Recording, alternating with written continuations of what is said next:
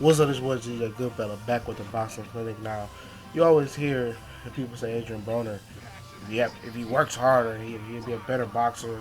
He'll fulfill his potential. I'm here to tell you, the honest truth about Adrien Broner is that he's not a skillful fighter at all. I mean, he's a great athlete. I think he's an athlete that's boxing. He's not a boxer that's an athlete, if you understand what I'm saying. Um, you know, you keep waiting for him to put it all together, and it doesn't happen. He's out there drinking, partying, or whatever, and using that as an excuse why he's losing to upper echelon competition. He struggled with Paulo Malignaggi. He lost to Porter. He lost to Madonna. And he just really makes his name off of average fighters and below average fighters. And going against Granados, and a lot of people look at Granados as an average fighter who got a lucky win over Amir Mine. And I'm not saying that's my perspective on that fight, but it's just that he thrives on inferior competition. Skill wise, I mean, he has no feet. He has cement feet. And so does Canelo Alvarez, but Canelo Alvarez masquerades it better. He does a lot of other things better. Canelo Alvarez lets his hands go. Canelo Alvarez can slip shots. He has some decent defense. With Broner's, it's all offense or he's all defense. He's pot shotting one shot at a time.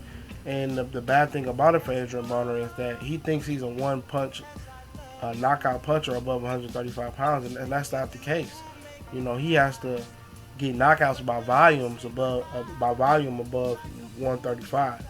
And at 140 and at 147, he's not proven to be the same puncher that he was at 35 and below. And his coaches seem not to fix him. Maybe he's unfixable. He just looks lethargic in there with upper echelon competition. It doesn't have to be elite competition. I didn't look at Sean Porter as an elite fighter. I still don't look at him as an elite fighter. He's a solid, good competition, and he struggled. It was a very sloppy fight, a fight where he didn't even throw his hands a lot. And, he just melded in. He's just living off popularity in a fan base that he's made by talking trash over inferior competition. And the bottom truth about it is he's not a good boxer. He's an above average boxer himself. And on the scale, at the most, he's a B minus fighter. And right now, in my opinion, he's a B plus fighter. I mean, a C plus fighter. And he's beating up C minus fighters and D fighters like Ashley Theo Payne.